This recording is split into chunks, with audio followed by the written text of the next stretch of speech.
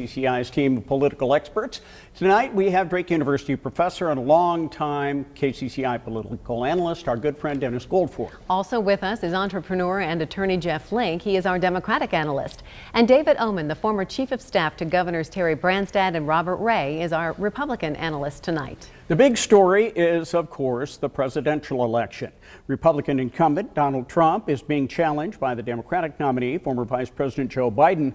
The polls are already closing in some East Coast states, and we will soon see some results coming in. Now, Iowa is considered a toss-up in the presidential election. Both candidates have been polling within a few percentage points of each other until Saturday's latest Iowa poll released by the Des Moines Register and Mediacom.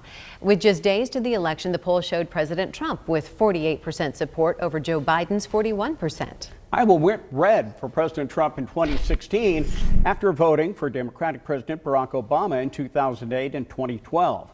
93 of Iowa's 99 counties went to Trump in the last presidential election. 31 of those counties went to Obama in 2012. So these pivot counties could play a key role in tonight's election. David Oman, let's begin with you. Do you think these counties will all stay red for the president this time around? Well, you should keep in mind, Stacey, first of all, thanks for having us here tonight. I hope it's not a super long night. Maybe you have adult beverages or coffee for us. We'll find out. Thanks, David.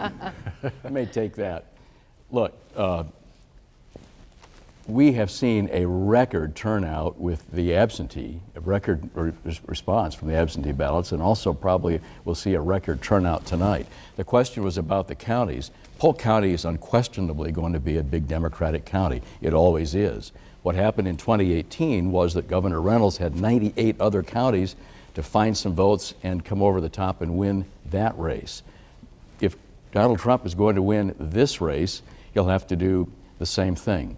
But keep in mind one thing. If you look at history, the top two vote getters for president in this state ever were Barack Obama in 2008 and 2012, followed by Dwight Eisenhower in 1956. Dennis probably has that memorized.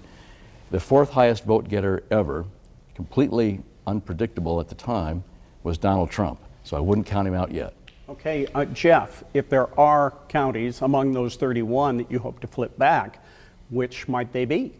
Well, I think those are really important counties that we're going to want to keep an eye on this evening, not only for the presidential race, but for the Senate race, which is so hotly contested here. And the thing I want to look at tonight, and that I think everyone should keep an eye on, is what's going to happen along the Mississippi River. There were a lot of those counties where there was huge movement from voting for President Obama to voting for Donald Trump in 2016. Scott County was the #1 county in terms of votes differential between Barack Obama and Hillary Clinton.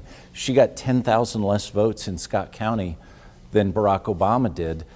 Dubuque County was more than 7,000 votes. If you go Clinton, Jackson, Des Moines County, which is my hometown of Burlington, and then even farther south into Fort Madison and Keokuk, 3,000 and 5,000 vote shifts from voting for Obama to voting for Trump.